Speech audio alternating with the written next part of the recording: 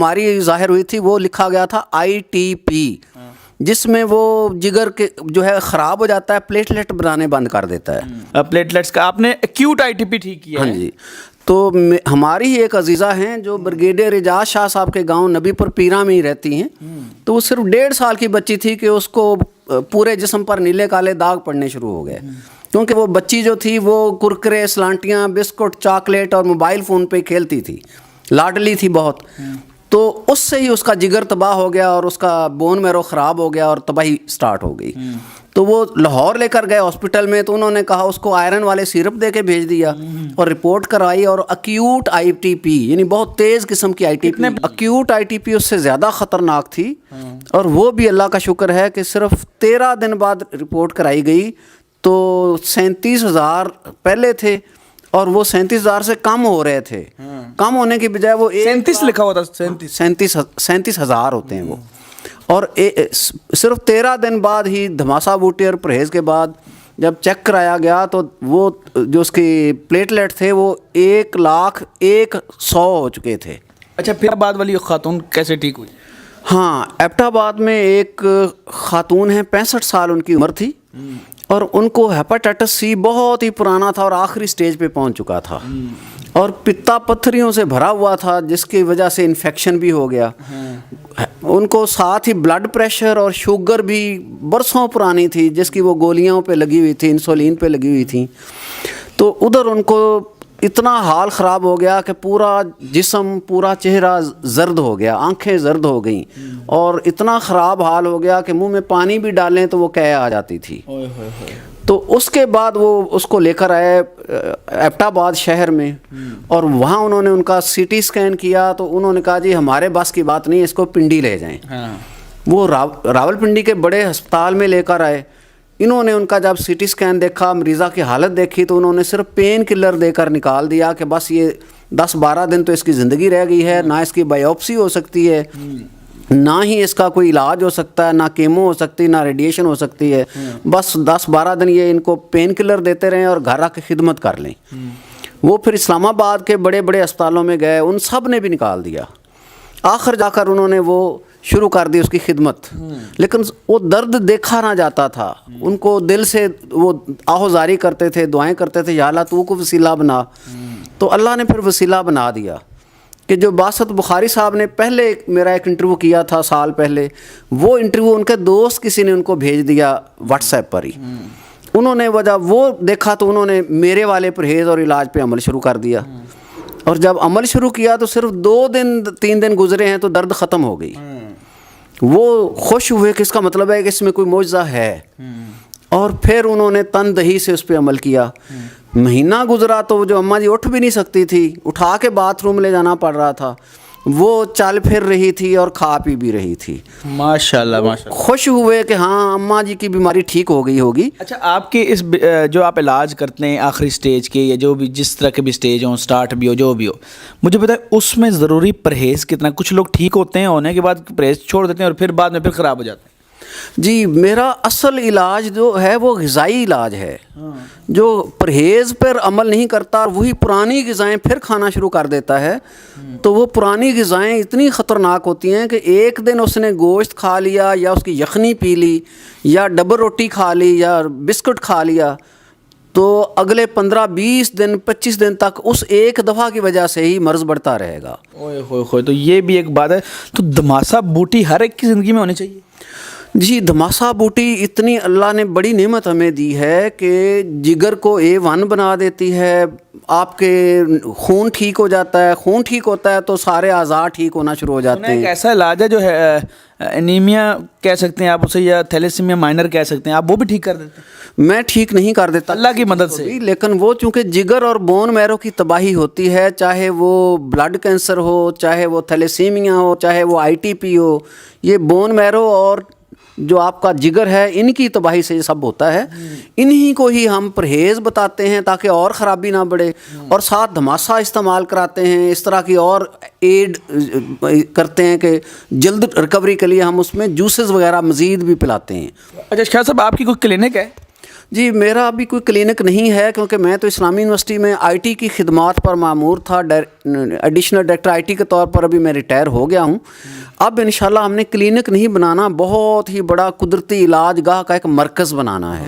ابھی تک شاہ صاحب نے جو ہے وہ کوئی اس طرح کی کلینک نہیں، کیونکہ فی سبیل اللہ کام کرتے ہیں، نہ کوئی لوگ کہتے ہیں نا لوگ پیسے لے کے لوٹنے والا کام، یا وہ اکثر لوگ کر رہے ہوتے ہیں. لیکن شاہ صاحب کی یہ بات جو علاج میں نے ابھی وائس نوٹ بھی سنے، اور آپ خود جو ان سے ٹھیک ہوئے وہ بھی جانتے ہیں کہ یہ بالکل فی سبیل اللہ کرتے ہیں. اور اب ان کا آگے جو پلان ہے، اس پلان سے پہلے میں بتاؤں آپ کے ڈاکٹر بھی جو ہیں آپ کے مریض ہیں؟ جی ہاں، MBBS ڈاکٹر بھی مریض ہیں، لیڈی ڈاکٹر بھی ہیں، لیڈی ڈاکٹرز بھی ہیں جنہوں نے اس پہ عمل کر لیا. ان میں ایک لیڈی ڈاکٹر کا میں آپ کو بتا دیتا ہوں، ان کی ویڈیو میرے یوٹیوب چینل پہ بھی لگی ہوئی ہے. تو وہ خاتون لیڈی ڈاکٹر تھی جن کو کینسر ہو گیا، اور ان کا چونکہ میاں بھی ڈاکٹر تھا، بیٹیاں بھی ڈاکٹر تھیں، بھائی بھی ڈاکٹر تھے. تو وہ سارے کے سارے انہیں سمجھا بھی ان کو کوئی انفیکشن ہو گیا، اینٹی بائیوٹک دینا شروع کر دیا. اینٹی بائیوٹک کینسر کا علاج نہیں ہے، اس سے وہ اور پھیلتا ہے کیونکہ جسم میں ہیٹ بڑھ جاتی ہے، ہیٹ بڑھنے سے ہی کینسر ہوا ہوتا ہے. تو وہ جو ہے انہوں نے جب یہ شروع کیا تو کینسر اور پھیل گیا. پھر وہ مجبور ہو کر انہوں نے چیک کرایا جا کے ڈاکٹر سے. تو ڈاکٹر نے جب سکین کیا تو انہوں نے بتایا کہ وہ تو ایک کڈنی میں بھی پہنچ چکا ہے، پیٹ میں بھی پھیل گیا ہے، یوٹرس میں بھی پھیل گیا ہے. تو انہوں نے پھر اس کو کہا کہ اب کیمو اور ریڈیشن لگیں گی. صرف 15 دن کا انہوں نے وقت دے دیا. اور خاتون ڈاکٹر نے حشر نشر دیکھا ہوا تھا کہ کیمو اور ریڈیشن والوں کا کیا حشر ہوتا ہے. اب وہ اس سے بچنا چاہ رہی تھی. انہوں نے دائیں بائیں اپنے دوستوں کو، خاندان والوں کو فون کیے، لیکن وہ بھی سب ڈاکٹر ہی تھے. سب نے ان کو کہا کہ یہ تم کیا کہہ رہی ہو، کوئی اور علاج کیسے ہو سکتا ہے، بس کیمو لگانی ہے، ریڈیشن کرنی ہے. لیکن ان کے مقدر اچھے تھے کہ ابو ظبی میں ان کا کوئی رشتہ دار ڈاکٹر تھا، اس نے ان کو میرا نمبر دے دیا کہ نہیں، کیمو کے بغیر بھی آپ ٹھیک ہو سکتی ہیں، حالانکہ وہ خود بھی ڈاکٹر ہی ہیں. تو اس خاتون نے، ڈاکٹر صاحبہ نے مجھ سے رابطہ کیا. میں نے ان کو یہ پرہیز، غذائیں، دوائیں بتائیں اور کہا کہ آپ بس 2-3 مہینہ کا وقفہ ان سے لے لیں. لیکن انہوں نے 2-3 مہینے کا وقفہ نہیں دیا. تو صرف 1 مہینے بعد ہی وہ ان کو جب لے کے گئے ٹیسٹ کرانے کے لیے، کیمو لگوانے کے لیے، تو اس کا جو ہے وہ انتہائی کم رہ گیا تھا. 1 مہینے میں اتنا بہتر ہو گیا. لیکن وہ ڈاکٹر پھر بھی نہیں مانے، انہوں نے زبردستی پھر بھی اس کو کیمو لگائی، ریڈیشن کی. لیکن جب وہ کیمو لگانے لے کے جاتے تھے تو وہ سارے مریضوں کو ڈاکٹر صاحبہ خود ہر بیڈ پہ جا کر ان کو بتا رہی ہوتی تھیں، اپنا تعارف کراتی تھیں کہ ہاں میں خود ڈاکٹر ہوں اور آپ کو بتا رہی ہوں کہ یہ آپ کو جو کر رہے ہیں یہ ظلم ہے، یہ نہیں علاج اس کا علاج اصل جو ہے وہ شکیل شاہ صاحب کا یہ نمبر ہے، آپ ان سے علاج منگوا لیں تو وہ ٹھیک ہو جائیں گے. اور سینکڑوں لوگ اللہ کے فضل سے ان کے وسیلے سے ہی ٹھیک ہو گئے. کیا بات ہے، یہ بہت بڑی بات ہے. ناظرین، آپ یہ چیزیں، یہ بہت سے لوگ مجھے کہتے ہیں انٹرویو دوبارہ کرو، وہ کال نہیں اٹھاتے، نمبر نہیں ملتا، اور یہ ہے وہ ہے. تو ہوتا کیا ہے کہ جب آپ ایک وقت میں 100 کالیں کریں گے تو ایک وقت میں ایک بندہ ایک ہی کال کر سکتا ہے. اس بندے نے اور بھی کام کرنے ہیں، گھر کو بھی دیکھنا ہے، چیزیں کرنی ہیں، گھر فیملی کی ذمہ داری بھی ہے، رپورٹس بھی چیک کرنی ہیں، رپورٹس بھی میں نے ہی چیک کرنی ہے، جو مریض ان کے پاس آئے ہوئے ہیں ان بھی میں نہیں پڑھنے ہیں، میسج بھی انہوں نے پڑھنے ہیں، رپورٹس بھی چیک کرنی ہے. تو ایک بندہ کیا کرے. آپ کی اپنی صحت کیسی ہے؟ الحمدللہ اللہ کا مجھ پر خاص کرم ہے کہ میں تو بچپن سے ہی مجھے اللہ نے دور رکھا تھا ان سب بلاؤں سے، بیکری کی چیزوں سے، کولڈ ڈرنک سے، چائے سے، ہر چیز سے بچایا ہوا تھا. تو یہ ساری بلائیں ان لوگوں کو ہوتی ہیں، تھکاوٹ بھی، بیماری بھی اور کمزوری بھی، جو مزیدار غذائیں طاقت کے لیے کھاتے ہیں، کڑھائیاں کھاتے ہیں، بریانیاں کھاتے ہیں، شوارمے کھاتے ہیں، اور یہ بیکری کی چیزیں اور بوتلیں پیتے ہیں. آپ کینسر کا چونکہ آخری سٹیج تک کے علاج بھی کیے ہیں آپ ان لوگوں کو جن کو ڈاکٹر آخر میں کہہ دیتے ہیں آپ ان کو گھر لے جائیں، ہمارے بس کی بات نہیں، آپ کہتے ہیں ان کو میری طرف لے آئیں، میرے بس کا کام آپ شروع اللہ کی مدد سے.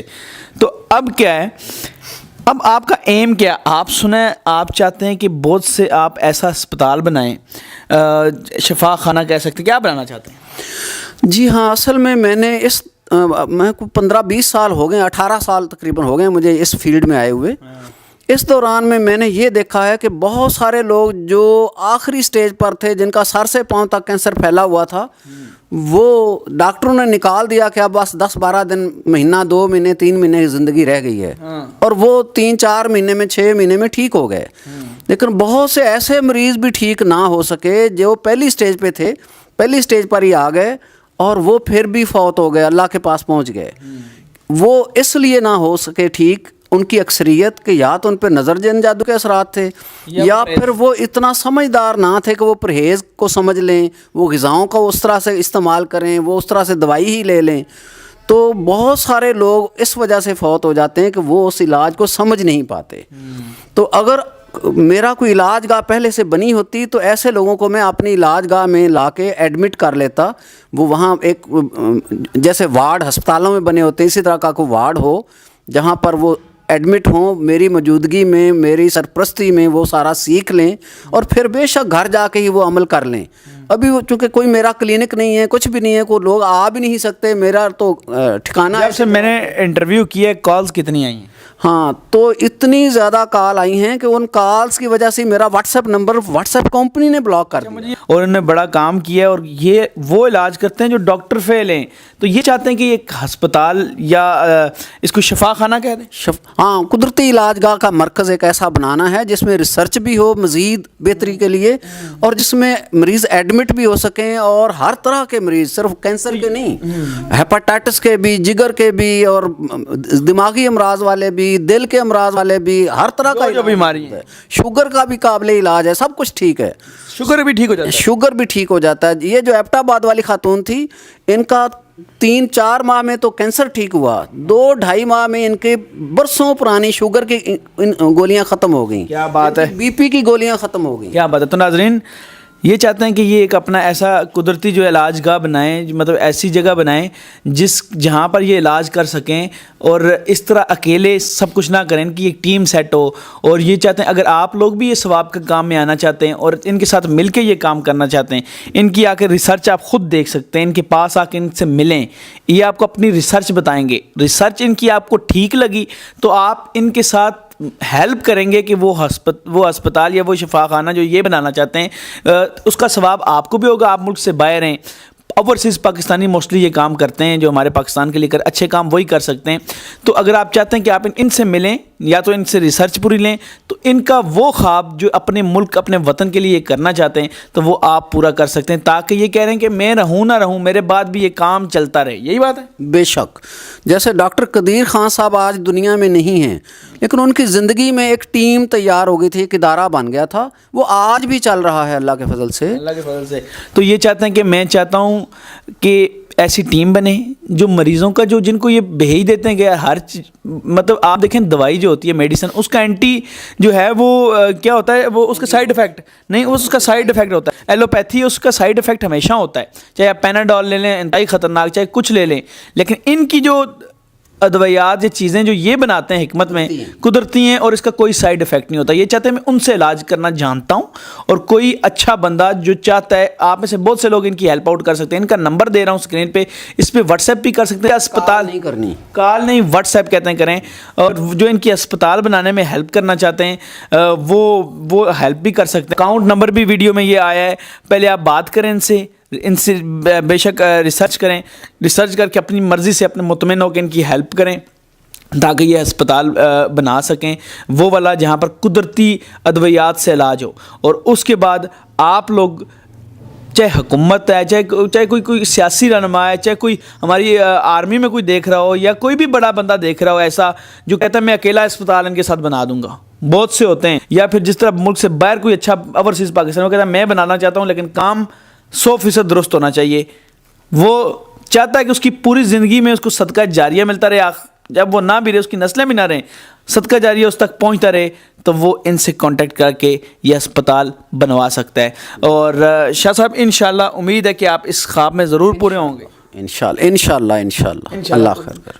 فی الحال مجھے اس امید اس یقین کے ساتھ اجازت دیں کہ یہ ایسے ہی ان مریضوں کا علاج کرتے رہیں گے جنہیں ڈاکٹر کہہ دیتے ہیں کہ تسی ہون لاہور چلے جاؤ یا تسی ہون بالکل ہی جو انگلینڈ چلے جاؤ یا تسی ہون ساڈے کول علاج نہیں ہے یا پھر رخصت ہو جاؤ. تو یہ ان کو کہتے ہیں آؤ آپ کا علاج تو اب شروع ہونے والا ہے. یہ بڑی بات ہے. تو آپ چاہتے ہیں کہ ان کا خواب اسپتال کا پورا ہو تاکہ پاکستان کے جو وہ مریض ہیں غریب مریض ان کے علاج ہوں, تو ان کی ہیلپ آؤٹ کریں تاکہ یہ ہسپتال بنا سکیں. مجھے اجازت دیں, خدا حافظ. شکریہ جی, اللہ حافظ.